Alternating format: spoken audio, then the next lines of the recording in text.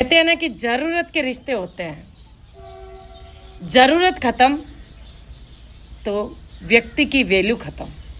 एक छोटी सी कहानी मैं आपको सुनाने जा रही हूँ। कहानी पूरी सुनकर जाइएगा कि एक बहुत बड़ा बिजनेसमैन, उसका बिजनेस आसमान छू रहा था। मतलब कि उसको पैसे की खबर ही नहीं थी कि कितना पैसा कमा रहा है। जैसे ही वो घर पे आता शाम को, तो घर वाले, बहू, बेटे, पत्नी सब उसके आगे पीछे हो जाते हैं। घर में नौकर चाकर सब कुछ ठाट बाट चल रहा। एक दिन रात को उसको बुखार आ गया। बुखार आने से उसका शरीर पैरालिसिस हो गया। अब वो हिलडुल नहीं सकता। उसको रातों रात हॉस्पिटल में एडमिट करवाया। एडमिट करवाने के बाद वहाँ पर पत्नी, बेटे, बहू सारे पड़े रहे। डॉक्टर ने कहा कि अब ये चल फिर नहीं सकते। ये सुनकर सबके पैरों तले जमीन खिसक गई, क्योंकि कमाने वाला वही था। अब कुछ दिन तो वो हॉस्पिटल में एडमिट रहे और उसको फिर छुट्टी दिलाकर घर पे ले आए। वो जो बिजनेस था वो बेटों को संभला दिया। उसका थोड़ा बोलना चालना तो हुआ दवाइयों से, पर हाथ पैर काम नहीं करते।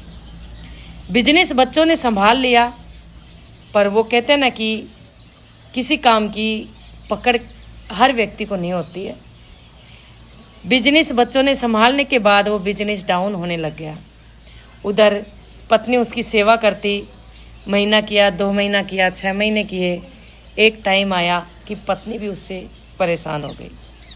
अब उसको रोज़ तलती, रोज़ कोसती, रोज़ उसको गालियाँ देती, गंदगी फैलाता।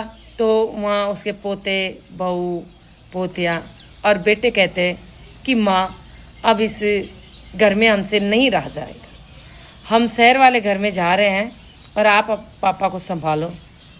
तभी वो तो शहर वाले घर में चले गए, क्योंकि वो व्यक्ति लेटरिन पेशाब सब बेड पर ही करता था। और उसको साफ करने के लिए उसकी पत्नी, कुछ नौकर भी थे।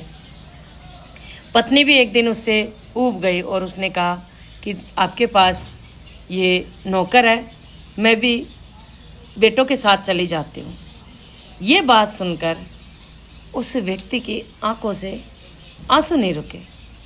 कि कहते हैं ना कि जीवन साथी पूरी ज़िंदगी का साथी होता है, हर सुख दुख का साथी होता है, पर ऐसी परिस्थिति में साथ छोड़ देगी ये पता नहीं था। और वो अपने बहू बेटों के साथ चली गई। रहा अकेला वो व्यक्ति जो न चल फिर सकता। डॉक्टरों ने जवाब दे दिया और नौकर ही उसका काम करते। पर उनमें से एक नौकर बहुत दयावान था। वो अपने पिता की तरह उसको संभाल रहा था। उसकी हर चीज़ों को देखता था, उठाना, बैठाना, सब कुछ। पर आज भी उस व्यक्ति के पास पैसा बहुत था। अभी तक उसने पैसा बेटों को नहीं दिया था। उस नौकर ने एक बार फिर से कोशिश करी कि मैं आपको डॉक्टर के यहाँ दिखा देता हूँ। डॉक्टरों के पास दिखाता रहा, जगह जगह वो डॉक्टरों को दिखाया। डॉक्टरों ने एक ही जवाब दिया कि ये दवाइयों से सही नहीं होगा, ये एक्सरसाइज से सही होगा तो जो भी भगवान के ऊपर है। उस नौकर ने उस व्यक्ति की डेली एक्सरसाइज करवाना शुरू कर। तो नौकर उसको डेली एक्सरसाइज करवाता, जैसे अपने पिता की सेवा करता वैसे उसकी सेवा करता। एक दिन देखो ना, ऐसा आया कि वो थोड़ा थोड़ा चलने लगा, हिलने लगा, और वो 1 साल के अंदर पूरी तरह ठीक हो गया। और इस बात का पता बहू, बेटे और पत्नी को नहीं। जब वो अपने पैरों पर खड़ा हुआ, तब उसने अपने घर वालों की तरफ देखा भी नहीं। और जो प्रॉपर्टी थी ना उसके पास, जो उसके नाम थी, वो सारी उस नौकर के नाम कर दी। क्योंकि कठिन समय में साथ सिर्फ नौकर ने दिया, उसकी पत्नी ने भी साथ छोड़ दिया।